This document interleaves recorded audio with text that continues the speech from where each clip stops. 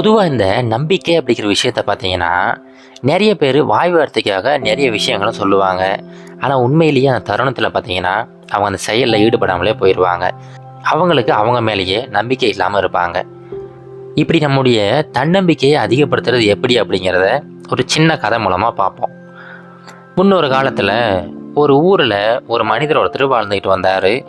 அவர் பார்த்தீங்கன்னா ஒரு மலை ஏறும் வீரர். எந்த இடத்துல எவ்வளோ பெரிய மலையாக இருந்தால் கூட சரி, ரொம்ப அசால்ட்டாக அதில் ஏறி இறங்கிடுவார். அதுக்காக நிறைய பயிற்சிகளை ஈடுபட்டுக்கிட்டு இருந்தார். பல வருடங்களாக ரொம்ப கடினமான மலையெல்லாம் அவர் ஏறி இருக்கிறாரு. இதனால் அவர் மேலே எப்போவுமே அவருக்கு ஒரு நம்பிக்கை இருந்துக்கிட்டே இருந்துச்சு. இப்போ ஒரு சமயம் என்னாச்சுன்னா, ஒரு தூர தேசத்தில் ஒரு கடினமான மலை ஒன்று இருக்கிறத அவர் கண்டுபிடிக்கிறாரு. சரி, அந்த மலையில் எப்படியாவது ஏறிடணும் அப்படின்னு சொல்லிட்டு ஒரு முடிவு பண்ணுறாரு. அதுக்காக எல்லா பொருட்களையும் எடுத்துக்கிட்டு அன்னைக்கு காலையில் சீக்கிரமாகவே அங்கே போயிட்டாரு. இப்போ என்னென்னா, அன்னைக்கு நாள் எப்படி இருக்க போகுது, அன்னைக்கு மழை வரப்போதா இல்லையா அப்படின்னு சொல்லிட்டு எந்த ஒரு விஷயத்தையுமே அவர் யோசிக்கலை. ஏன்னா இவர் பல வருடங்களாக அந்த மலை ஏற்றத்தில் இருக்கிறாரு. அதனால் இவர் மேலே ரொம்ப நம்பிக்கை வச்சுக்கிட்டு அந்த மலை ஏற்றத்தை ஆரம்பிச்சிட்டாரு. இப்போ பொறுமையாக ஏறிக்கிட்டு இருக்கிறாரு. அந்த மலை பார்த்தீங்கன்னா அவ்வளோ அழகாக இருக்குது. ஒவ்வொரு அடியாக எடுத்து வச்சுக்கிட்டு மலையில் அப்படியே ஏறிக்கிட்டே இருக்கிறாரு. அப்படியே ஏறும்போது சுற்றி இருக்கிற அழகை அப்படியே ரசிச்சுக்கிட்டே போயிட்டு இருக்கிறாரு. கிட்டத்தட்ட மதிய நேரம் ஆயிடுச்சு. அவர் மலையோட பாதிக்கு வந்துட்டார். அங்கே அப்படியே ஒரு சின்ன பாறை மேலே உட்காந்துக்கிட்டு அப்படியே அங்கே இருக்கிற எல்லாத்தையும் பார்த்துக்கிட்டு இருக்கிறாரு. பார்க்கறதுக்கு அவ்வளோ அற்புதமான காட்சிகளாக அவர் கண்ணுக்கு தெரியுது. இப்போ அவர் கொண்டு வந்திருந்த சாப்பாட்டை பொறுமையாக சாப்பிட்டுக்கிட்டு அப்படி கடவுளுக்கு நன்றி சொல்லிக்கிட்டு இருக்கிறாரு. கடவுளே, நான் இந்த மலையை நல்லபடியாக ஏறி இறங்கணும், அதுக்கு நீ தான் உதவி செய்யணும். இவ்வளோ நாட்களாக நான் உன் மேலே பாரத்தை போட்டுக்கிட்டு பல மலையேற்றங்களை செஞ்சுருக்கிறேன். அதே மாதிரி இந்த மலையேற்றத்தை நான் செஞ்சு முடிக்கணும் அப்படின்னு சொல்லிட்டு கடவுளை வேண்டிக்கிட்டு மறுபடியும் அவரோட பயணத்தை தொடர்றாரு. இப்போ கிட்டத்தட்ட மலையோட முக்கால் பகுதியை அடைஞ்சிட்டாரு. இப்போ திடீர்னு பார்த்தீங்கன்னா அங்கே இருக்கிற அந்த சூழ்நிலை கொஞ்சம் கொஞ்சமாக மாற ஆரம்பிச்சிருச்சு. அப்படியே இருள் சூழ ஆரம்பிச்சிடுச்சு. சுற்றியும் பார்த்தீங்கன்னா அப்படியே கருமேகங்கள் வேக வேகமாக வந்துக்கிட்டு இருக்குதுங்க. காற்றோட வேகமும் அதிகரிச்சிருச்சு. இப்போ திடீர்னு இவருக்கு அப்படியே பயம் வந்துருச்சு. என்னது இது, இவ்வளோ நேரம் வெயில் அடிச்சுக்கிட்டு இருந்துச்சு, ஆனால் இப்போது ரொம்ப குளிர் காற்று வீசிக்கிட்டு இருக்கு, அதுவும் அதிகப்படினா வேகத்தில் வீசிக்கிட்டு இருக்கு. என்ன பண்ணலாம் அப்படின்னு சொல்லிட்டு யோசிக்கிறாரு. அவர் மனசுக்கு தோணுது, சரி இங்கேயே ஒரு சின்னதாக ஒரு டென்ட் போட்டு தங்கிடலாமா அப்படின்னு கூட யோசிக்கிறாரு. ஆனால் எப்படியாவது அந்த மலையை ஏறிடணும் அப்படின்னு சொல்லிட்டு ஒரு முடிவோடு இருக்கிறாரு. எந்த மாதிரி சூழ்நிலை வந்தாலும் சரி, நாம் அந்த மலையேற்றத்தை நிறுத்தக்கூடாது அப்படின்னு சொல்லிட்டு மறுபடியும் பொறுமையாக ஏறிக்கிட்டே இருக்கிறாரு. இப்போது அதிகப்படியாக மழை பொழிவு ஆரம்பிச்சிருச்சு.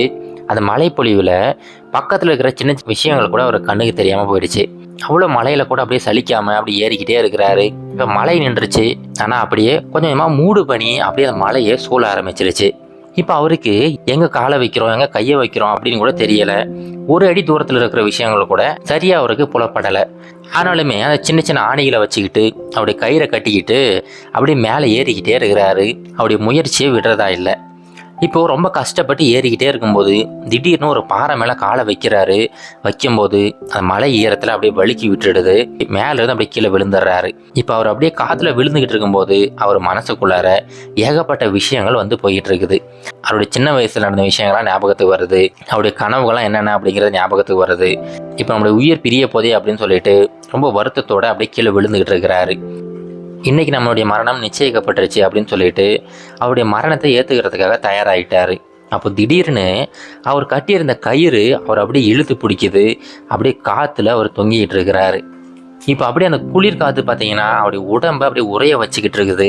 என்ன பண்ணுறதுனே தெரியாமல், பக்கத்தில் என்ன இருக்குன்னு கூட தெரியல, அந்த கயிற்றுல அப்படியே தொங்கிக்கிட்டே இருக்கிறாரு.